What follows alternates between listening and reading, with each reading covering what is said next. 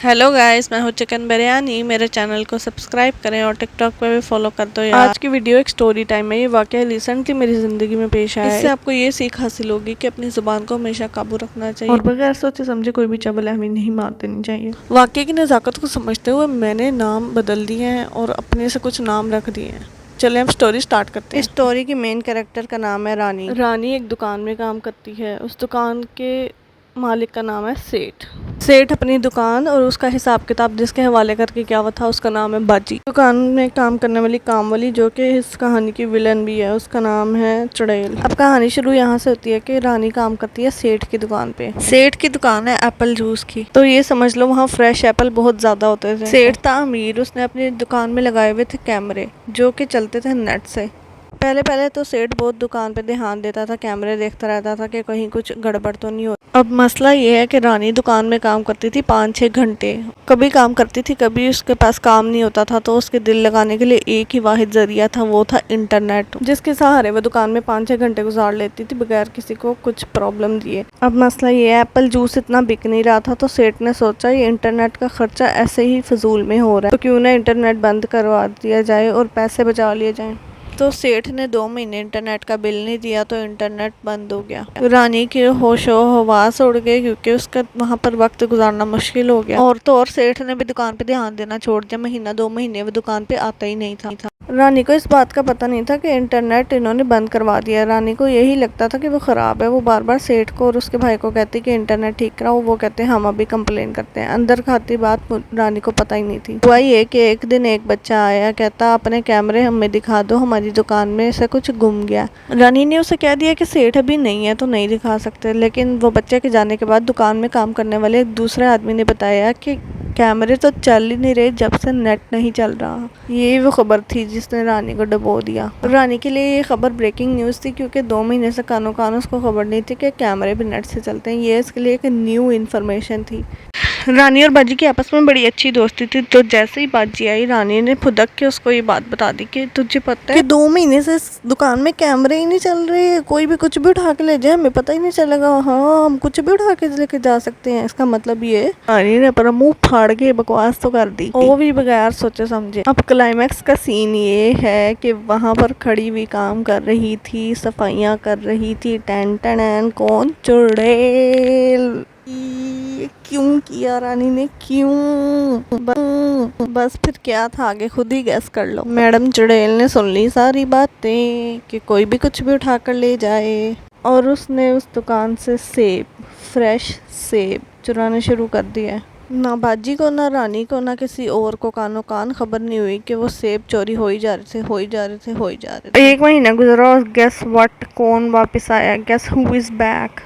सेठ। The Seth is back. अच्छा, इस सब बात को ना तकरीबन 1 महीना गुजर चुका था। रानी के ज़हनो गुमान में भी नहीं था कि ये वाली बात इतनी आगे लेकर जाएगी। इस बात को भूल चुकी थी, नेट ना होने को एक्सेप्ट कर चुकी थी और अपना पैकेज लगवा के यूज़ कर रही थी। No problem, chill, everything chill. अच्छा, तो सेठ वापस आया। उसने आते चेक किया हिसाब। उसने देखा कि एप्पल जूस तो बहुत कम बिका है, लेकिन एप्पल जो है वो हद से ज़्यादा गायब है। उसके दिमाग में बजी घंटी कि यहाँ पर कुछ तो गड़बड़ है।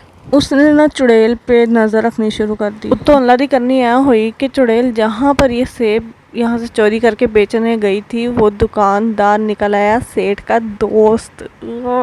उसको पता था कि चुड़ैल जो है सेठ की दुकान पे काम करती है, उधर से ही सेब चुरा के यहाँ बेचने आई है। मैं कहती हूँ यार आफरीन है चुड़ैल पे, चोरी करके उसी मोहल्ले की दुकान में बेचने चली गई सेब जहाँ सेठ की दुकान थी, और बेचने भी किसको गई? सेठ के दोस्त को। माशाल्लाह, क्या प्लानिंग है। बस फिर क्या था, सेठ का शक यकीन में बदल गया और उसने चुड़ैल को फौरन पकड़ लिया कि बता जरा तूने ये क्यों किया और ये कैसे शुरू हुआ सब कुछ। बस दोस्तों, यहीं से शुरू होती है दास्तान रानी की शर्मिंदगी और अपने मुंह फट होने की वजह से बेइज्जती करवाने की। चुड़ैल अपनी चोरी तो मान गई, सारी हरकतें मान गई, लेकिन जब सेठ ने पूछा कि ये सब शुरू कैसे हुआ, तो गेस व्हाट चुड़ैल ने क्या कहा? टेंशन ना लो, इसके एग्जैक्ट वर्ड्स मैं रिपीट करती हूँ। सर जी, मैं तो अनपढ़, मैनू तो कुछ पता भी नहीं सी। मैनू तो एने रानी ने कैमरिਆਂ ਦਾ ਦੱਸਿਆ कि ਇੱਥੇ ਤੇ कैमरे नहीं ਚੱਲਦੇ ਪਏ। सर जी, मैं तो अनपढ़, मैनू कैमरिਆਂ ਦਾ ਕੀ ਪਤਾ।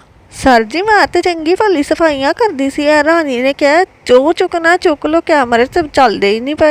जी मैनू मेरे बच्चों की कसम है, रानी ने मैनू दसिया है। एंड रानी भी लाइक व्हाट द हेल, मैंने कब तुझे कहा था।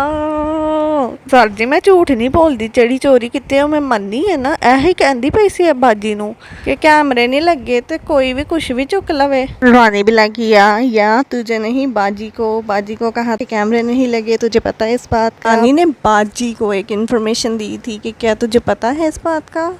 ना कि चोरनी बहन चुड़ैल, तुझे कहा मैंने कि तू चोरी कर और बाद में मेरा नाम लगा दे। और अकॉर्डिंग टू सेठ दुकान से तकरीबन 60-70 हज़ार रुपए के सेब चोरी हुए थे। मेरे प्यारे बहन भाइयों, ये सेब की दुकान इमेजिनरी है, असल में वो दुकान सेब की नहीं है, वो किसी और चीज़ की दुकान है। तो अगर मेरी स्टोरी सुनो तो लड़ने ना आ जाना कि 60-70 हज़ार के सेब। अच्छा जी, किस्सा मुख्तसर ये कि ये सब बातें सुन के सेठ अपना सर पकड़ के बैठ गया, क्योंकि चुड़ैल की चोरी जब पकड़ी गई तो उसने अपने साथ साथ दूसरों पे भी इल्ज़ाम लगाना शुरू कर दिए, जैसे बेचारी रानी पे कैमरों का और बाजी पे हिसाब में गड़बड़ का इल्ज़ाम लगा दिया। सेठ ने लेकर जाना था चुड़ैल को अब पुलिस में अरेस्ट करवाने, बट चुड़ैल ने कहा सर जी मैं कली ने चोरी नहीं की, तुसी मैनू लैके जाओगे जेल च ते मैं अन्ना दा भी नाम लवांगी। अगेन मैं ते अनपढ़, मैनू कैमरिਆਂ दा की पता, मैनू ते अन्ना ने ही दसिया है। के बाद सेठ सर पकड़ कर बैठ गया कि मैं इससे लेकर जाऊंगा तो ये दूसरों को भी फंसा देगी। सो एंड यही हुआ कि चुड़ैल को माफ़ कर दिया गया और सेठ ने रानी की बहुत ज़्यादा क्लास ली, लेकिन उसको ये एहसास था कि रानी अपने जज्बात में बह के ये बोल गई और उसका अंदर से ये मकसद नहीं था कि इस सेबों की दुकान को नुकसान पहुँचे। इन शॉर्ट सेठ ने रानी को भी माफ़ कर दिया और चुड़ैल को भी माफ़ कर दिया। अच्छा जी, एक मोस्ट इम्पॉर्टेंट तो मैं बताना ही भूल गई कि चुड़ैल ने ये कन्फेस किया कि रानी के कैमरों के बताने से 3 महीने पहले ही वो चोरियां कर रही है, लेकिन एंड टाइम पे उसने अपने आप को जेल जाने से बचाने के लिए रानी के ऊपर भी ब्लेम डाल दिया। प्यारे बच्चों, रानी की इस कहानी से यही साबित होता है कि खाया पिया कुछ नहीं, गिलास तोड़े बाराने। के रानी ने ना ही चुड़ैल से बात की, ना ही चुड़ैल को बताया, ना ही चुड़ैल को कहा कि चोरी करो, ना ही चुड़ैल से कहा कि उसका नाम दो। वो तो बाजी से सिर्फ एक न्यूज़ शेयर कर रही थी और ये बात कहाँ तक पहुँच गई, थाने तक। इसलिए बच्चों अपनी ज़ुबान को काबू में रखना सीखो और अब्रप्टली बोलना छोड़ दो। सोच समझ के बोलो कि किसके सामने क्या बात करनी है। अब चिकन बिरयानी जा रही है, मेरे चैनल को सब्सक्राइब करें और टिकटॉक पे भी फॉलो कर दो यार। बाय।